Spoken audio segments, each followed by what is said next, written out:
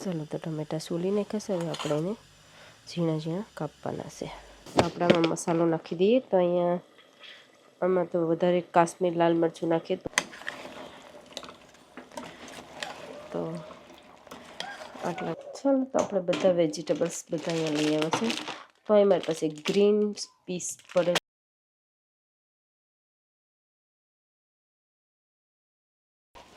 રાધે રાધે, જય શ્રી કૃષ્ણ અને જય માતાજી બધાને. તો કેમ છો બધા? અને અમારા બ્લોગમાં બધાનું સ્વાગત છે. તો ચાલો હવે આપણે રેગ્યુલર બ્લોગ બનાવવાનું ટ્રાય કરીએ અને ચાલુ કરીએ. તિયાનથી સ્માઇલ કરે છે અને આપણું બધામાં white white white white white white મસ્ત વ્હાઈટ સારું લાગે છે. તો આવું કંઈક વ્હાઈટ વ્હાઈટ છે હંમેશા બતાવતી હોય છે. તો ચાલો મેં આજે પાઉંભાજી બનાવવાની છે. તો ચાલો પાઉંભાજી બનાવીએ.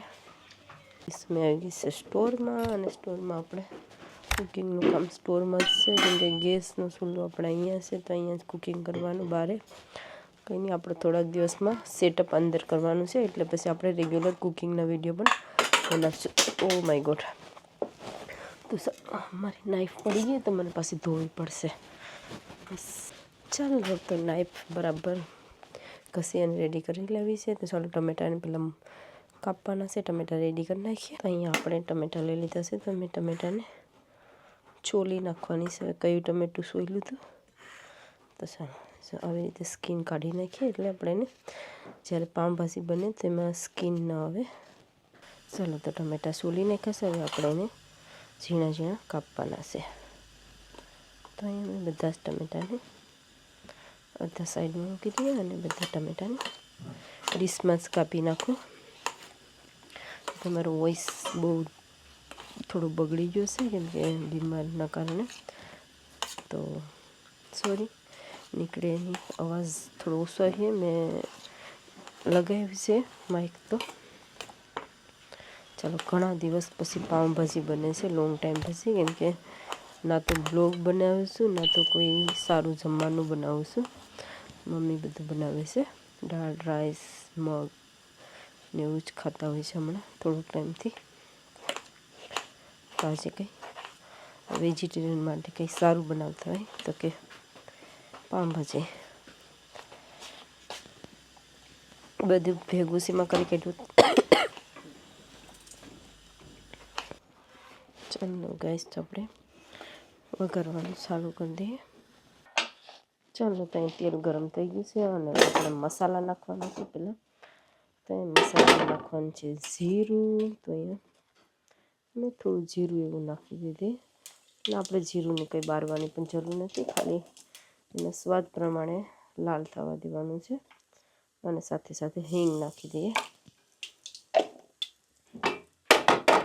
ચલો હિંગ નાખાઈ ગઈ છે, હિંગ બળી ગઈ છે. અને હવે આપણે કુકરની ઢાંકવાની સગવડતા પેલી કરવી પડશે. પછી આપણે નાખવાનું છે ટમેટાં. એટલે તો હિંગની બહુ સ્મેલ આવશે ને. લીલા મરચાં અને ટમાટર લીધા છે.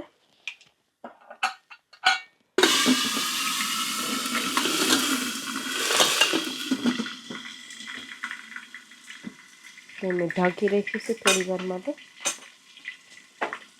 બધા જ ટમેટા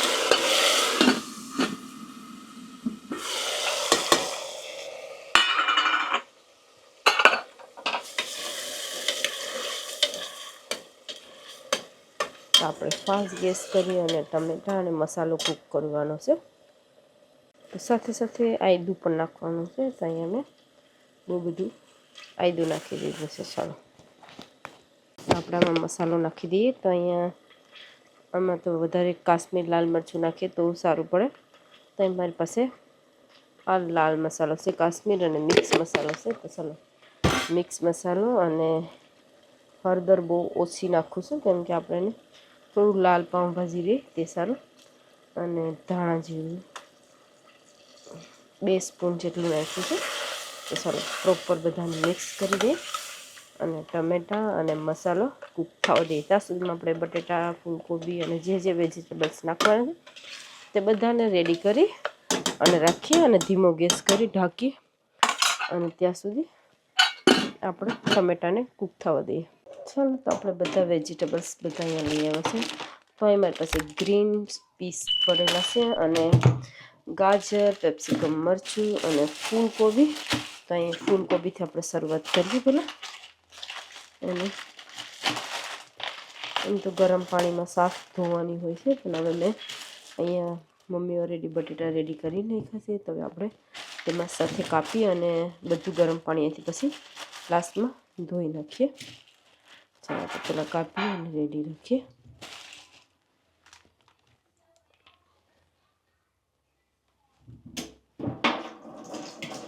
ચાલો તો પહેલાં ફૂલકોબીથી શરૂઆત કરીએ.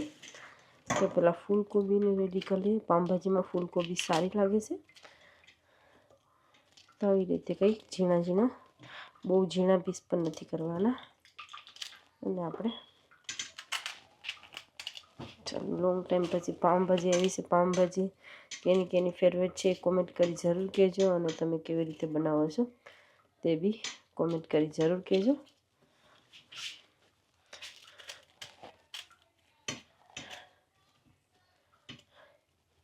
ઘણા બધાને ફૂલકોબી ન ગમતી હોય તો નથી નાખતા.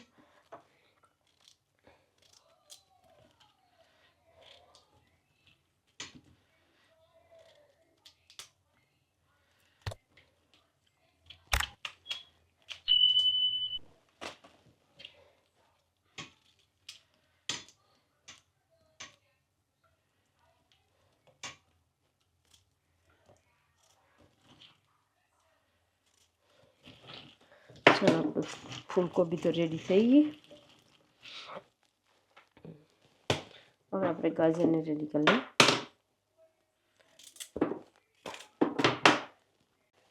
તો આપણે આટલી પાઉંભાજીમાં એક ગાજર લીધું છે. તેના ઝીણા ઝીણા પીસ કરવાના છે.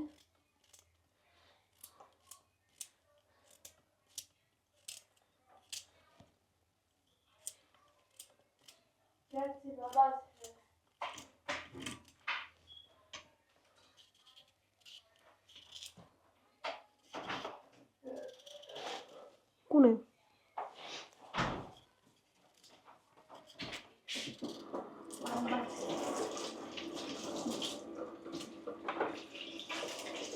કોણ આવ્યું?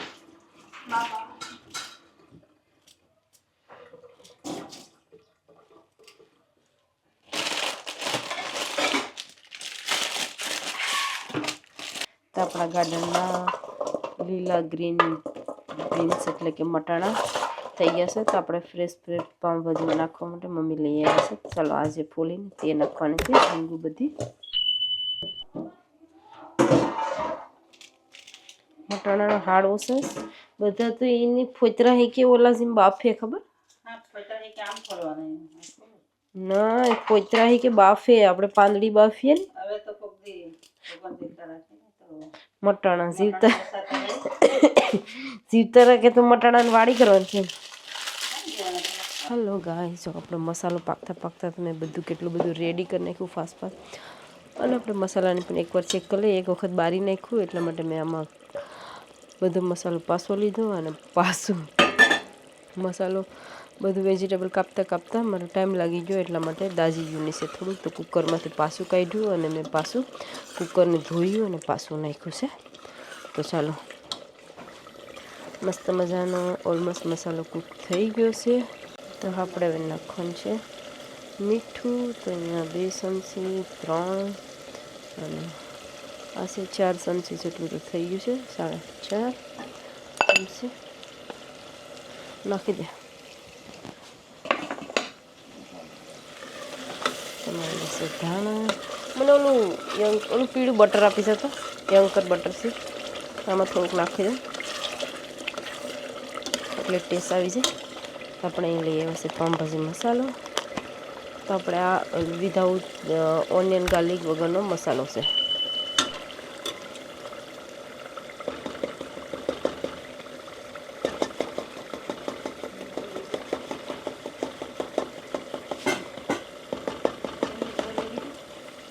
આમાં નાખીને સારું લાગે. તો આપણે છે પાઉંભાજી મસાલો.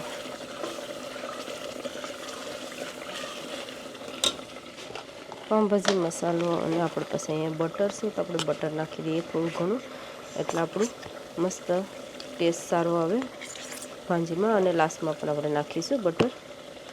તો હમણાં અહીંયા થોડુંક નાખી દઈએ અને પછી આપણે લાસ્ટમાં ઉપરથી નાખીશું. અને પાઉંભાજી મસાલો અને બધું મેં થોડી સુગર પણ નાખી છે.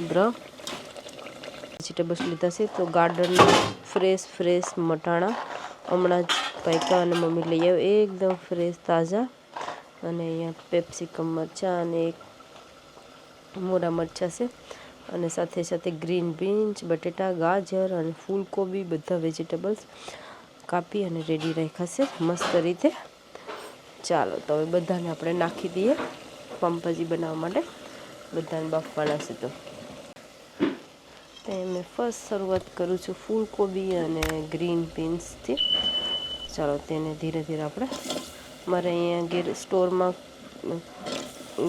ચૂલો છે એટલા માટે કુકિંગમાં બહુ પ્રોબ્લેમ થાય અને આપણે બ્લોગ બનાવવામાં પણ થોડુંક પ્રોબ્લેમ થાય છે, એટલા માટે મેં વધારે કંઈ નથી કરતી. તો ચાલો બધા વેજીટેબલ્સને નાખીએ કુકરમાં અને પછી આપણે સીટી પડાવવાની છે.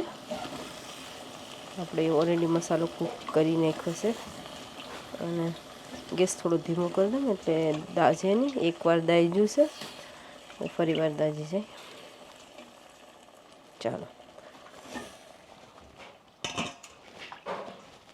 તો આટલા વેજીટેબલ્સને મિક્સ કરી દઈએ.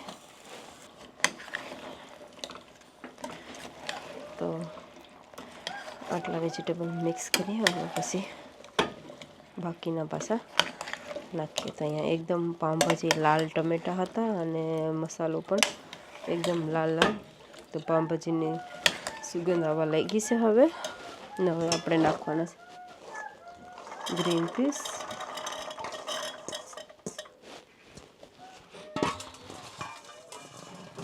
ચલો ગ્રીન પીસ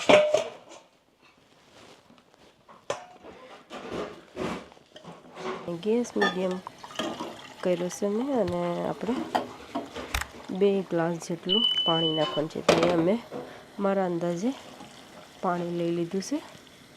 ઓલમોસ્ટ 2 ગ્લાસ ઉપર. એટલે અહીંયા પાઉંભાજી મસ્ત મિક્સ કરી દઈએ હવે. અને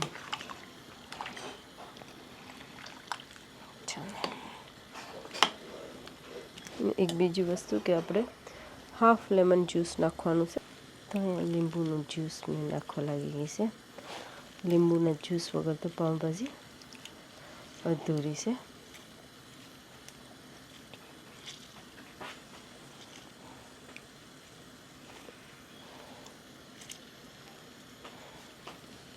ચાલો તો ફરીવાર મિક્સ કરી દઈએ. ધાણા બાણા બધું નખાઈ ગયું છે. એકદમ મસ્ત વેજીટેબલ ગ્રીન દેખાય છે. તો ચાલો હવે આપણે કુકરને બંધ કરી દઈએ અને સીટી પડાવ્યું 3 થી 4.